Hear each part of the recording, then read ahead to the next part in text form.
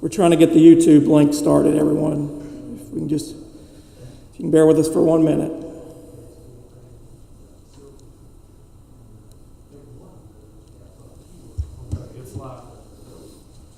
Okay, we're live on YouTube. Good evening. I will begin tonight by calling to order the local planning committee's first public forum meeting. Thank you, everyone that is attending virtual and in person. So we are moving on to line item 2 of the agenda, which is the announcements. For anyone attending in person, if you would please sign in on the registration sheet. For those virtual, we have you recorded down as attending. Second item within the announcement piece is the request to speak. If anybody has a comment or would like to express something, please currently go onto the YouTube link on the district website on the right-hand side.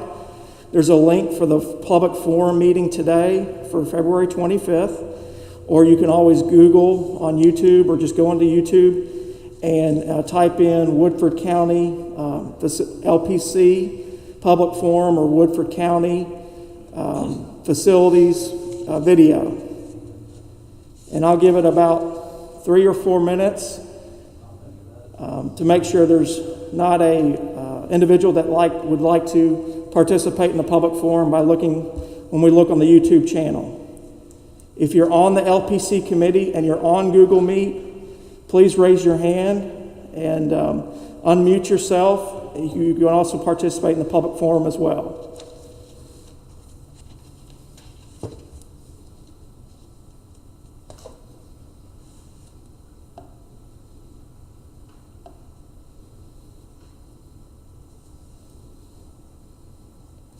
While we're waiting, I see a count of myself, Mr. Wilson, Miss Knight, Mrs. Mersick, Miss Wadsworth, Mr. Hundley, Miss Tomlin, Miss Wilson,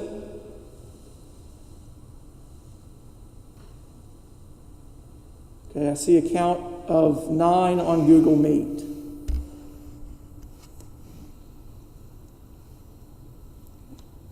And then another 2 in person.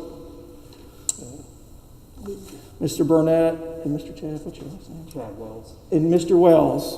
And Mr. Hawkins is here as a non-voting member, Mr. Gibson in technology, and Mr. Eaton. So 3 on the committee are in person here tonight. So you do have a quorum? So we do have a quorum for the public forum.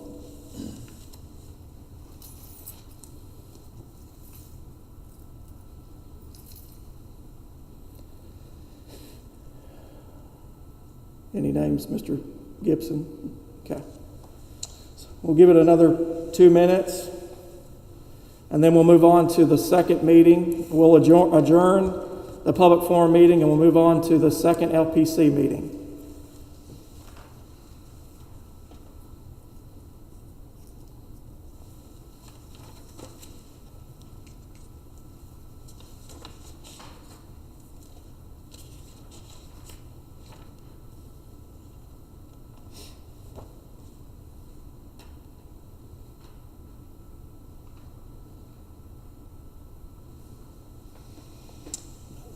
This is the first of 3 forums. Okay.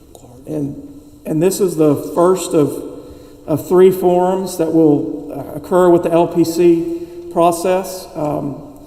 Just so everybody knows on the committee, there is public notification that goes out in the paper prior to the meetings for the committee meetings to include the public forum.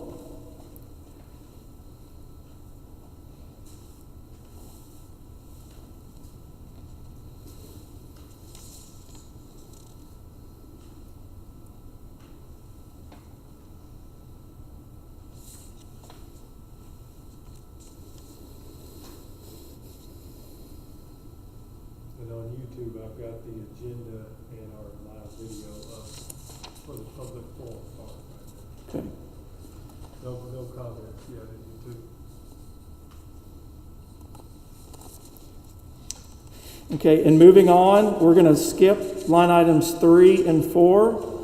I am not seeing on the YouTube link, nor within the committee on Google Meet, that anyone has a public comment or a comment. So moving on to line item 4 for the adjournment. Do I have a motion for adjournment from the public forum? And if you can raise your thumb or give me a thumbs up if you'd like to participate on Google Meet for a first, or for the first motion. Anyone on the committee? Okay, I see Mr. Hunley has motioned. Do I have a second? Mr. Wells has seconded. And so with that motion, it passes for the close of the public forum meeting, which leads us into the second meeting of tonight, which is the second LPC, the formal LPC that's by the guidance of KDE. So I'm calling to order for that session. Moving on, and let me pull up the agenda online so everyone can see. Everyone should have received the 5 handouts for tonight via email prior to the meeting. If you did not receive the email with the attachments, please follow up with me following this meeting. But on Google Meet, you can see them visually to make sure that you are receiving the proper email for each of our presentations. Okay?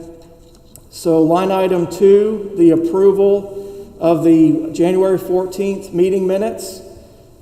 If I can have a motion or a first motion for that process.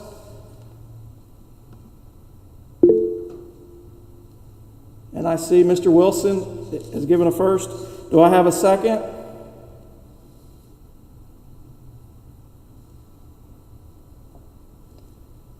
Just need one person, a second.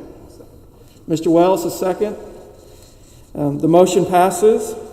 So moving on to line item 3, Miss Kelly Mersick with Beard is our financial advisor, and we are very proud to have her working with us. She's been a great resource to the district, talking about our financial status regarding the bond or our building fund and different measures regarding finance. So I will turn over the presentation to Kelly or to Ms. Mersick and bring up her PowerPoint presentation. Thank you, Mr. Martello. Can I get a thumbs up to make sure I'm heard? I just want to make sure my sound's okay. Can everybody hear me okay? Thank you very much. Thank you for the introduction, Mr. Martello. I've had the pleasure of working with him just for a few months, and I'll tell you, the district is very lucky to have him at the helm. He has a lot of great experience, and I've so enjoyed our time together, and you all are very fortunate to have such an experienced finance officer at your all's helm with these big decisions at hand. Thank you for putting my presentation on the screen. To start off, we're going to talk about bonding capacity, and bonding capacity sounds a lot more complicated than it really is. It's not much different fundamentally than taking out a mortgage. The school district, if they need capital, does not have the ability to issue issue equity like a stock. If Amazon or Apple needed money, they would issue stock. Well, you all need capital for your building, so you issue bonds. So bonding capacity is really borrowing capacity for fundamental purposes. Kentucky does something special when we talk about bonding capacity. So in my presentation, I'm going to outline the revenues that the KDE looks at when they focus on your bonding capacity and that I use when I do your calculation. I can move to slide 1 now. So what's important to note is a lot of the money, and I'm going to ignore some of the federal money, but fundamentally when you talk about money to pay debt service, there's money from the local taxpayer and then there's money from the state. And there's money that go all to the district, and some of that money is what we call restricted. And it can be used for only building fund purposes or debt service. And you'll see in the bottom, there's building fund, which is your local nickels. You all have what's called two local nickels. So you put 10 cents in your restricted funds, and you receive some state matches based on the state average for assessments. The capital outlay fund is money from the state, and that is based on your ADA. It's $100 per prior year ADA, and you can use up to 80% of debt service. And then we talk about general fund. Remaining money is for your normal operations. Now, for your all situation, we do some other analysis with bonding capacity, but when we talk about KDE capacity, we typically only focus on the restricted funds. The Sfcc offers of assistance, that's why this meeting is so important right now today. You all are working on your facility plan, and through the facility planning process, you'll come up with a need, and it'll have a number. And it's likely that need is a lot more than your bonding potential. And when the Sfcc it's called the School Facilities Construction Commission, it's an agency of the state that helps school districts meet their facility needs, and that is their sole purpose. They give offers of assistance to districts to pay debt service on their behalf. They're 20-year offers, and they can be used for certain projects that you all might contemplate. So it doesn't necessarily go into the district's funds, but it is a resource from the state where they're trying to help school districts meet their facility needs. And I can move to page 2. So on this slide, it's simply just identifying the revenues available. And like we talked about, capital outlay is based on your ADA, and for bonding capacity purposes, we take $100 times the ADA, and you can use 80%. Ironically, this ADA capital outlay function has been the same formula since 1954. It's pretty interesting they haven't changed it, but right now in capital outlay, you have about $287,000 available for debt service payments. As I noted before, you have 2 local nickels, and that's what a local nickel, the way to think about it is you take your assessments times 5 cents per $100. So with 2 nickels, there's $1.5 million per local nickel going to your building fund. So a little over $3 million from the local support is going to your building fund and your restricted money. As I mentioned earlier, there is some state equalization, where if your assessments are below the state average and you all are just slightly below that, you'll receive what's called equalization. Currently, right now, you receive 2 of those. One of those actually has what's called a sunset provision. When it was passed through the General Assembly, they said, we'll give you this money, but we're only going to give it for a certain period. So at the bottom, you'll notice after 2039, you won't receive that small equalization of $115,000. And in the middle, so you total all your restricted funds, it's right a little over $3.5 million. That's in your restricted money for debt service.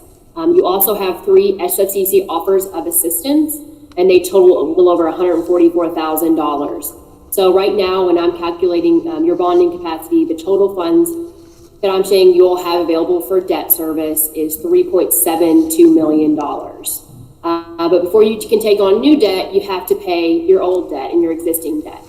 And in the bottom, I'll note that when that nickel falls off, that equalization falls off, your bondable revenue is $3.6 million. I can move to slide 3.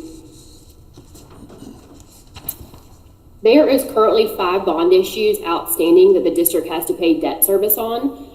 So the total principal outstanding is about $18.4 million, of which the district is responsible for $17.1 million. The School Facilities Construction Commission pays the principal on your 2016 A bond in the amount of $1.2 million. This slide is very helpful to show what kind of interest rates you're paying on your existing debt, and 2 to 3%. That's very, very competitive and very low interest rates. So you've all been very proactive of taking opportunities, just like a mortgage. Sometimes interest rates go down, and it makes sense to refund your existing obligations, and that you've been proactive in that, and you really don't have that much debt currently outstanding. I'll move to slide 4. Slide 4 is just the corresponding debt service. That's some previous page just identifying the issues that you have outstanding. And this page identifies the debt service. There's 5 bond issues. And the gray column is the sum of your all's annual payments on those 5 bond issues. So basically, your debt's right around $2.5 million until 2028. So in the next 7 years, you're going to be right in that $2.5 million debt service payment. And then you can see in 29, the annual debt service drops off to about $117,000. So before we take on new debt, you have to pay that. Between the gray and teal columns you'll see we have the restricted money that comes from your all's money, and we also have the SFCC, and we total those together, we get back to that 3.72 million. So if we take the teal column less your existing payments in the gray, it's the gold column that's available for new debt service, and that's what we use to calculate your borrowing bonding capacity. So when we talk about bonding capacity, it's that net cash flow you have available for new debt service payments is what we use to calculate bonding potential. I can move to slide 5. Thank you. So if we filled in all of that gold area with new debt service payments, we've denoted that with this blue hashed fill-in area. It's about $44 million of bonding potential. It's something to note, KDE really likes school districts to borrow on a 20-year basis. That's something they're proud of. They don't like to extend debt past their useful life. They want fixed rate debt. They do not want to assume any growth. And as we noted, they actually want, if you lose some money from the state, they want you to include that as well. So right now, based on where we're at, and I do have an update to this presentation. We're first prepared at the end of last week, and rates have moved quite a bit. And so I reached out to Mr. Martello and asked him if he could provide a revised copy just to give you an update on the interest rate. So I believe this version has been shared with you all, but we'll touch on that near the end. I can move to page 6, if you don't mind. So bonding capacity changes, and it really changes daily.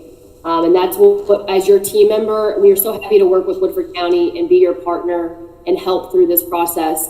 Whether or not you're contemplating a project in 10 years and 2 years, you all need to know the number, and that's where we come in, and we're committed to being that resource for you.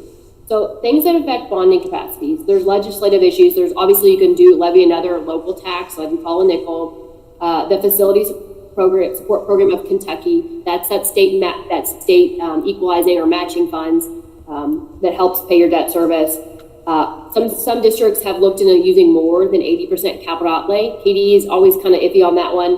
You can also use general fund money. There's also the future SFCC offers of assistance. This meeting's important because it's likely it will help maybe get a bigger offer in the next cycle. The next SFCC offer has come out in January of 2022. They'll be available for bonding next July 2022.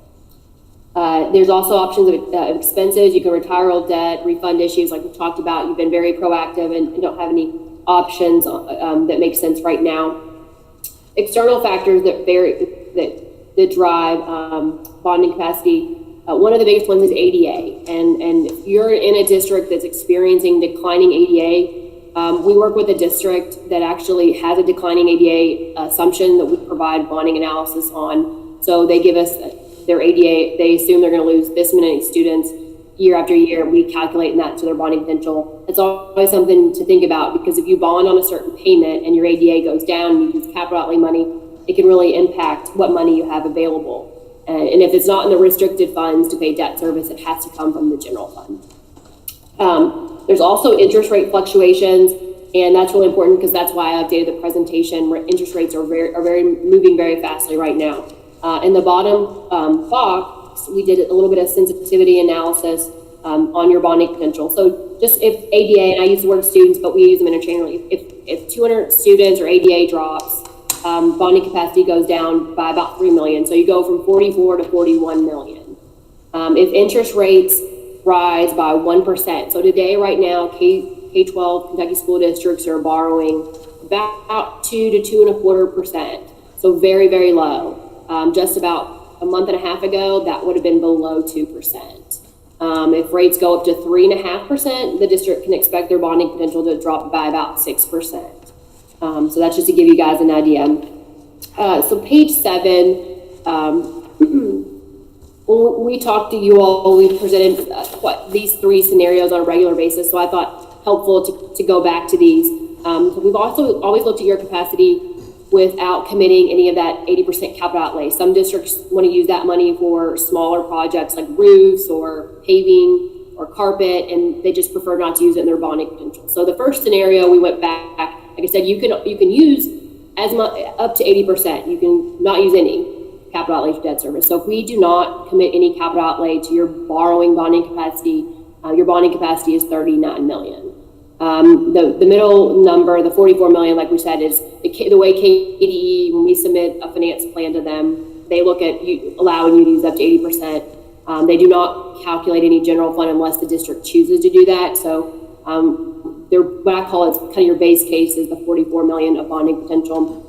And the third scenario on this page is the commitment of $350,000 of general fund. So this is the one we've been presenting along with the other ones. So if you will, the district uses the 80% of capital outlay and $350,000 of general fund, bonding potential is 50 million. And this was as of Friday, when I provided my presentation to Mr. Martello. So I did reach out and said, hey, I want to give you an update. I felt prudent, given how quickly interest rates are moving, to give the committee the most up-to-date information. So this slide, the next slide is the most up-to-date, and we did this today. Basically, every scenario, given the change in interest rates that have just happened since Friday, it decreases capacity by about $2 million across the board. So what I call base case was 44 million. Now with the higher interest rates, it's 42 million, and so forth. So I'm happy to answer any questions and explain bonding capacity. It's a very interesting subject to me, and I talk about it daily. So if I sound a little passionate about it, it's just something I find interesting.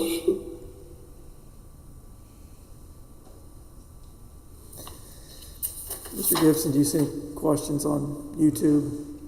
No questions on the YouTube channel. Do we have any questions by the committee members? I don't see anyone raise a hand, so no, we have no questions, Ms. Mercick.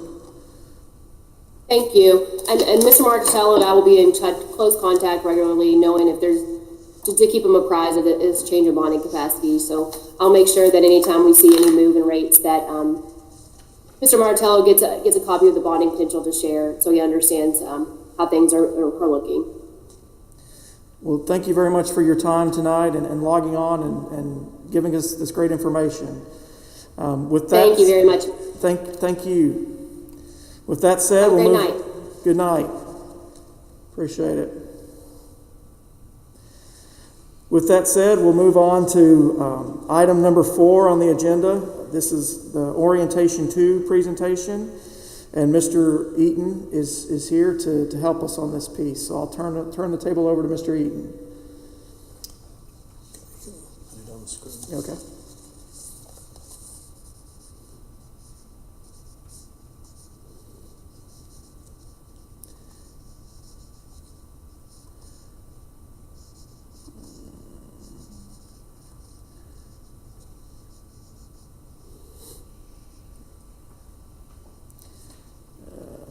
Just had it a minute ago.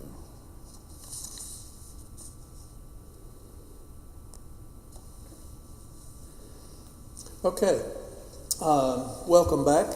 We had a meeting some time ago, and we did Orientation 1, and I promise you this one will be less painful and more interesting to you. But it is good to be back with you, and you heard some great information regarding your restricted funding streams, your bonding potential as it is of today, and those decisions would be made as to how to spend that money, of course, by your school board. That's not our charge, but our charge is to develop a plan with the needs of the school district outlined and the price items, and come up with a price tag that would far exceed what we could afford. However, the unmet need is an important figure when it comes to getting your Sfcc funding, as she mentioned earlier.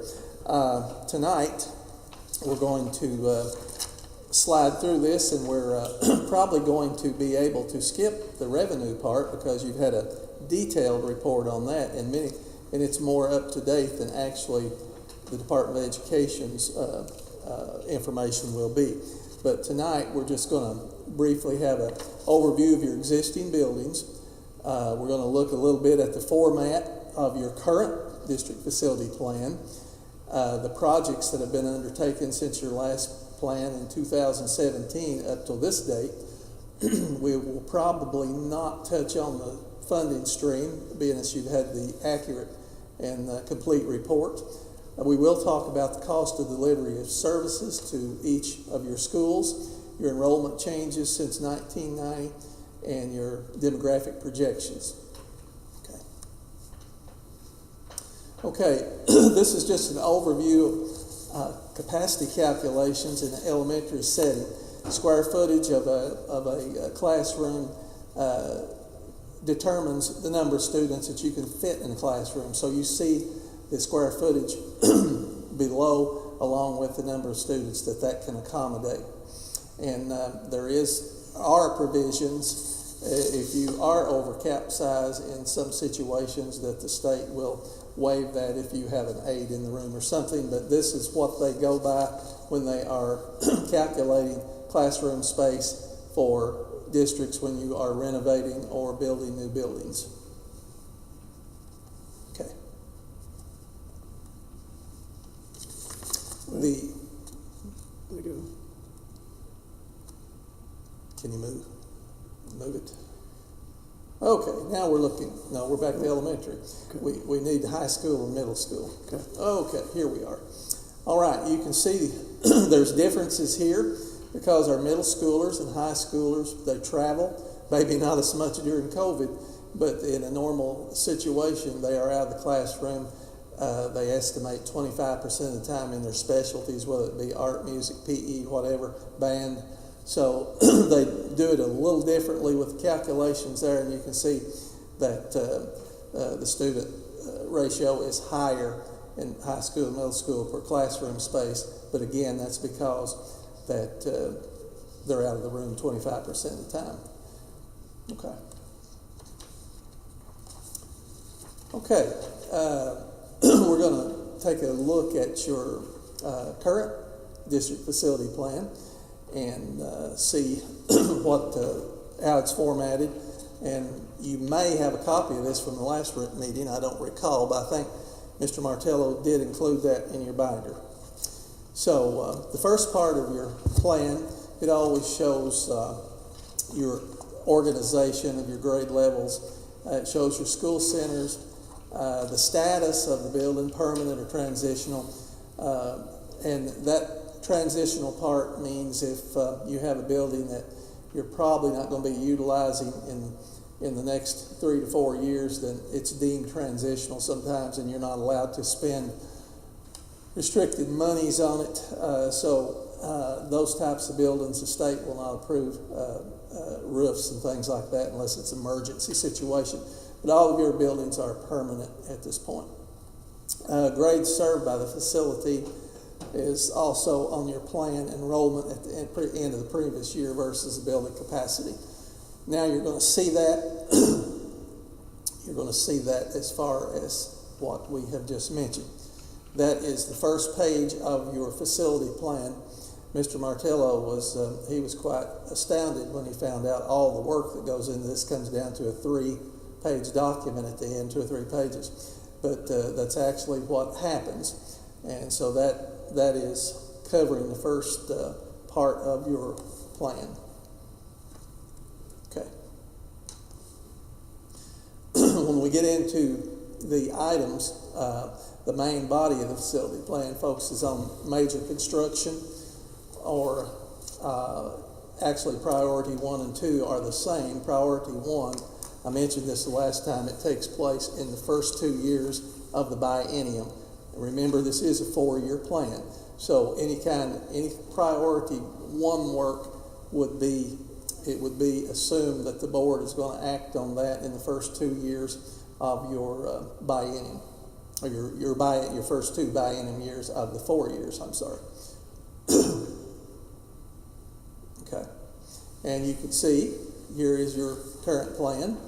That will be changing, of course, but you can see new construction there, and you can see what's on there. You had a focus 4 years ago on a new high school, and 1,400, if I'm seeing that right, 1,400 pupil high school. You had that focus. That will probably be on your plan again this time, since it has not happened. Then you had some major construction renovation at a couple elementaries there, and then conversion, I should say, of the current high school building, should you have gotten that new building, this was on the plan to utilize this for some other purposes, as you see. I won't read that to you.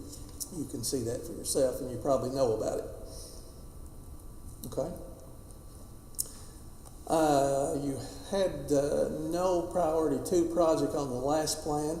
We'll see if you do. As I said, it's the very same thing as the first priority, except it happens in the second half of your 4 years. So the last plan did not have any number 2 projects on it. Okay, Jeff. And number 3, construction of non-educational additions or expansions, such as you can see kitchens, cafeterias, additions, and gyms on the buildings that do not qualify for major renovation. You had no priority 3 projects in the current plan. And moving on to construction of management support areas, you did have some needs listed, additions or renovations for your central office, administrative center, transportation, central storage, those types of things. I believe that plan called for those to actually be housed here in this high school building if the new high school had become a reality. So you've got some good backup plans for this current building once you're ever able to achieve that new high school in the future. Okay. And then that showed your district unmet need of $53,888,089. And bear in mind that did include 40-some million for the new high school that did not happen. So we know that, again, on this plan, you're going to see that need resurface, and your district unmet need will probably be greater this time than before, because there will probably be some more things discovered by the architect as unmet need throughout the district for your existing buildings, again, plus the price tag for a new high school. And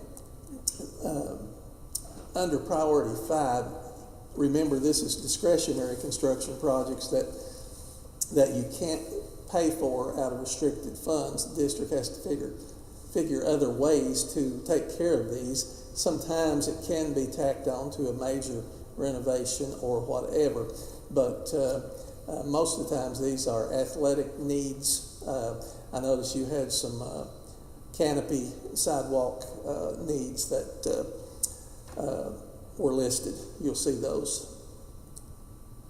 here.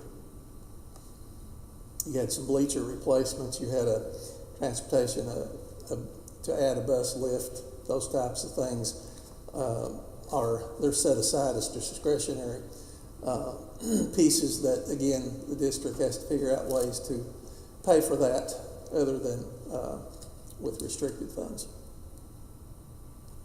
Sfcc will not allow you to use those monies.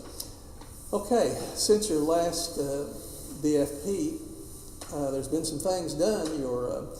You've got a list, a fairly lengthy list here of items that have been done. Some of these will be taken off of the existing plan, but will probably be replaced by some other needs. But you can see, I'm not going to read those to you. You can plainly see those and the cost out to the side. And again, these are things that have been accomplished from the 2017 start of your new plan, your existing plan. And here's some more.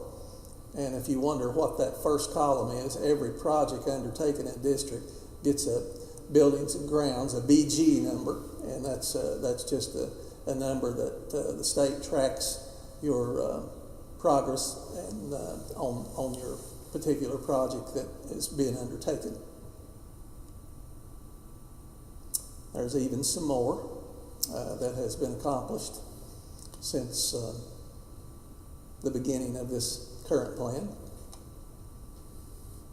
And then they show the total of the expenditures there. And Jeff, we're going to skip through a few of these slides because Kelly did a good job, and I don't want to be redundant.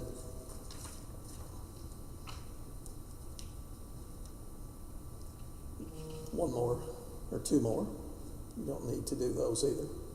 Now, this is where hopefully this will get a little more interesting to you, and we don't have a long way to go, so don't think we're going to be here a long time. But the cost of delivery of services is a very interesting and fascinating figure to me. That is the total cost of educating a child in a said building, whether it be the high school, whether it be the elementary, and we have a list next of your cost of delivery of service at your random schools. Well, let me explain this first. I'm sorry. Those pieces are, your age of the teaching staff is critical because seasoned teachers make more money than younger teachers. Not to say that seasoned teachers need to be gone, but that's just part of this calculation. Your enrollment versus capacity. Remember, I mentioned, I think before, that the more kiddos that you have in a building, if you have a 400 capacity building and you've got 395 kids, that's you're operating very frugal there. You're filling your capacities. Your energy usage is important too. Does the building have a thermal envelope that is adequate for saving energy? And that goes all the way into your HVAC controls and all of that. And number free and reduced lunches certainly fit into this, and the grade level served. So that's the more or less the pieces that go into the total cost of delivery of services. Now this is kind of small on my screen, so I'm going to look at it here on a page so I can see it a little better. You can see that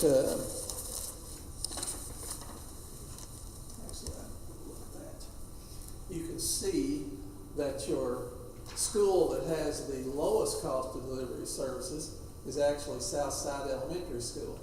So again, look at the capacity versus the enrollment. $10,991 is what they have calculated that it costs per student there. You can see your other figures. You can see $12,309. You can see various other schools, but your district does very well compared to the state average. The state average is about $12,400, I think, per student. So you all are operating very efficiently as far as that goes. Let's see what the state is. District cost per pupil, $12,277, and the state average, I'm sorry, is $14,000. So you're well under the state average in operating efficiently as far as KDE would be concerned in their calculations of that. Sorry, Bob, I moved away from the microphone. This next slide is a new one that they have started adding to orientation 2, and it simply compares each building in your district to the model school program, which is the program that is prescribed for all schools in the state when it comes to renovation and construction. So it shows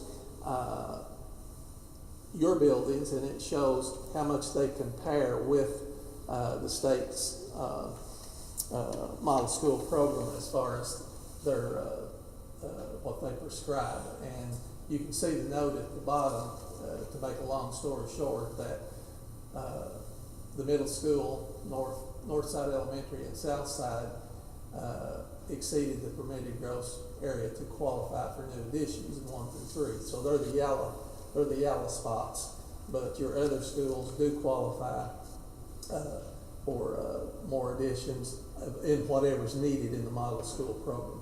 So that is a new piece that they started putting in to this presentation. And anytime anyone has a question, please ask. I'll give you time at the end too.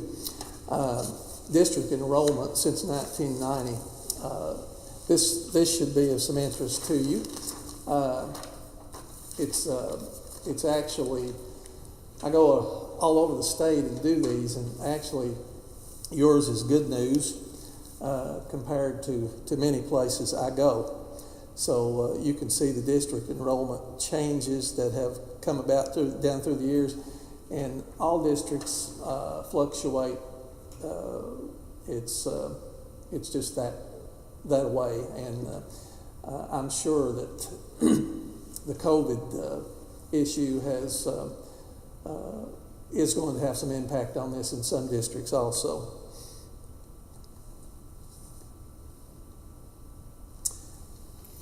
University of Louisville does some demographic projections that are of great interest to me, and again, it's a piece of good news for your school district when you see the school age projections out for the next 20 years or so. Okay, you are looking up here at the projections. The yellow are the school age totals, population, and you all, sorry Bob, you all are looking at out for the next 2020 till 2040, you're looking at an increase, which is good news.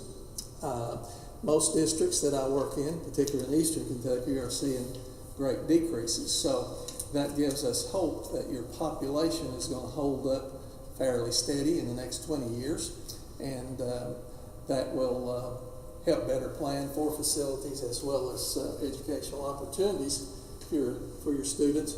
And take some time tonight and look down through this whole slide piece down there. You can see in the age bracket in the bottom at 65 to 69 year olds, from 2020 to 2040, you're actually going to decrease, and you see that as an increase in a lot of places. So that means you're probably going to have more of a working population that will probably be paying taxes and supporting your schools. So to me, that's good news. Any questions about that or anything else? Go ahead, sir. Since I just want to make sure that I'm clear on something, and maybe other members of the committee. So restricted funds for a new project or a major renovation, they don't allow you can't go back later and use restricted funds for, say, a gymnasium or any other sports facility. Am I clear? Or you can no. There is a in item number 3, or not item number 3, but in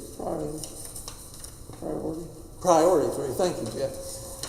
Priority 3, I believe it does mention that you can add on with restricted fund a gymnasium, a need at a given site. But when you go down, when I meant athletic facilities, I think that's what you're talking about down at the end on discretionary. That would be like the softball fields and things. There is a place to add on a gymnasium, a cafeteria, or something of that nature that needs to be added on. I think I might get your drift. You're talking about a building that maybe doesn't have a gym, yes, and later wants a gym. Now you can use restricted funds on that if you have them to spend. Okay, and one more thing too. I noticed I'm on planning and zoning, and I've been on planning and zoning since 2007. Okay. Our middle school, I think it was built in 2004, and first time we get a report on planning and zoning, we're already at 102% capacity. Do you, is there any mechanism that you can build a school to allow for some growth? I know you showed us projections, but are you pretty much limited to basically meet the projected capacity and that's it? KDE will allow you a little bit of percentage over. They won't let you, and you would have to over projection or yes, okay. Yes. I know of a district that built a new high school, $60 million high school. Didn't build a gym the first time. They had an auxiliary gym because they couldn't afford the gym, and they asked for a larger seat arena than they were actually allowed to capacity, and they turned them down. They went to the state board and they overturned it. So there is a way you can go argue your case, but the answer to that is they stick pretty close to trending of student data and numbers as far as allowing you to build the size that you that they see that you need. Okay. But that could result in being a little bit over capacity within a few years of a new building. Yes. Okay. I've seen it a lot. You'll see that. You'll see that in Fayette County quite frequent. Okay. Okay, that again is showing committee. That's showing you the 15 through 19-year-olds in the population, which to me is positive. You're going from 2020 numbers to 2040. It's not tremendous growth, but it's growth. It's about 12%. And in the next slide, they have made a mistake or two that I caught when I was reading this morning, and they have actually made a couple of mistakes.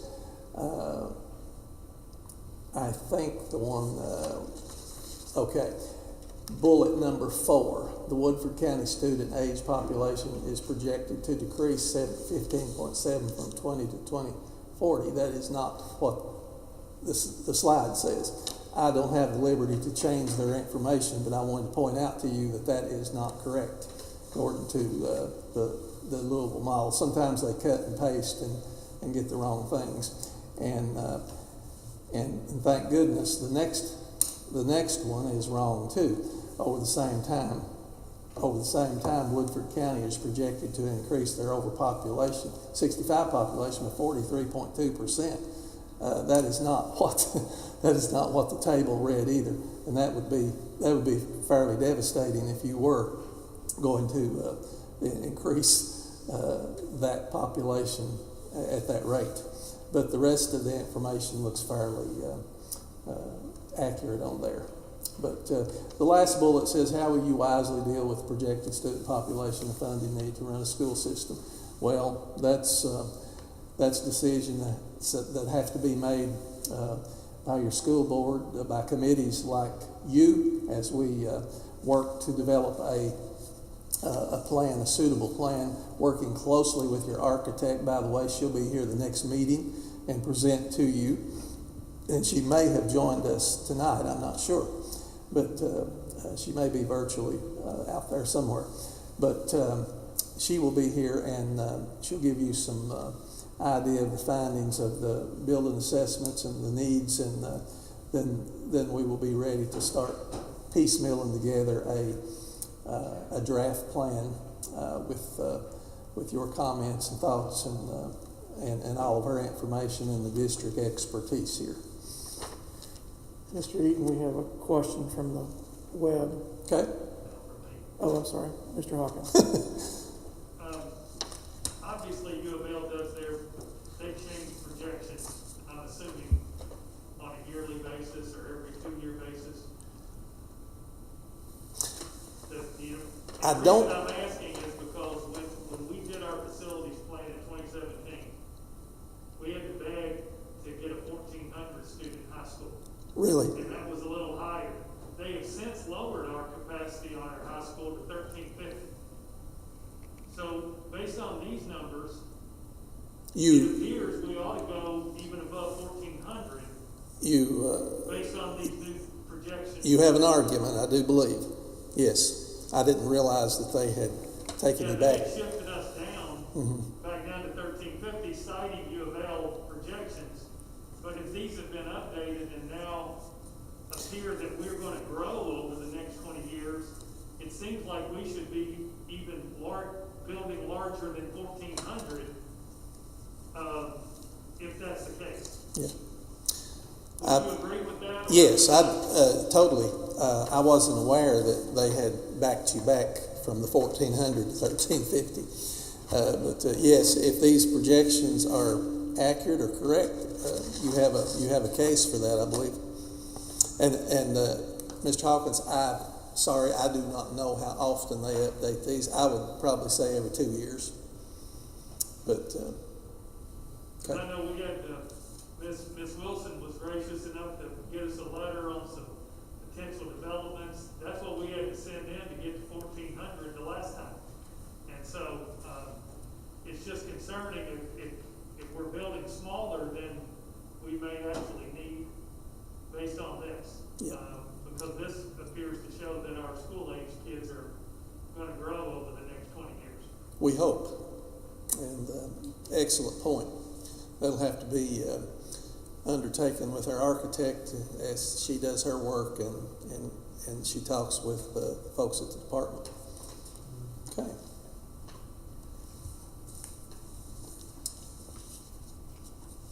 That's just the closing statement of orientation 2, and I would entertain any question from any committee member out there. If you have questions, I would be glad to try to answer those or get you an answer before the next meeting, which is on the 11th, which again we'll have the architect here.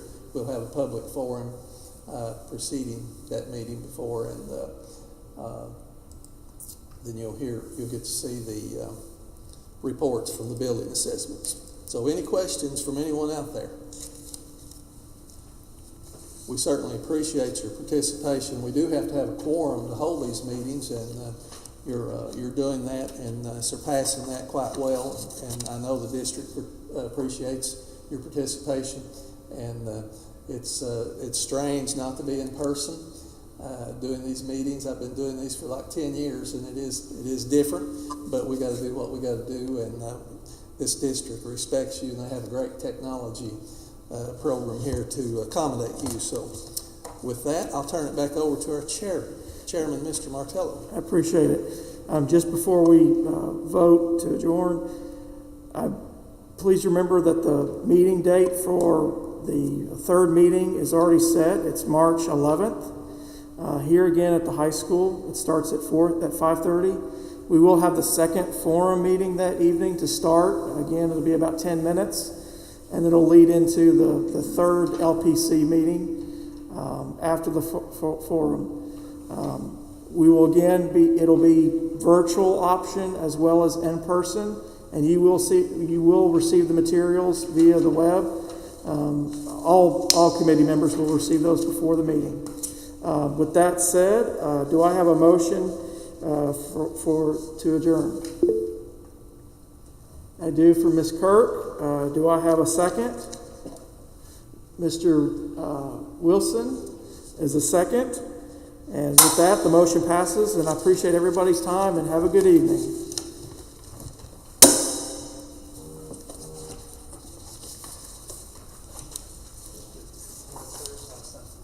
Patty, you didn't have any questions. If we don't do it, though, No, I was just motioning.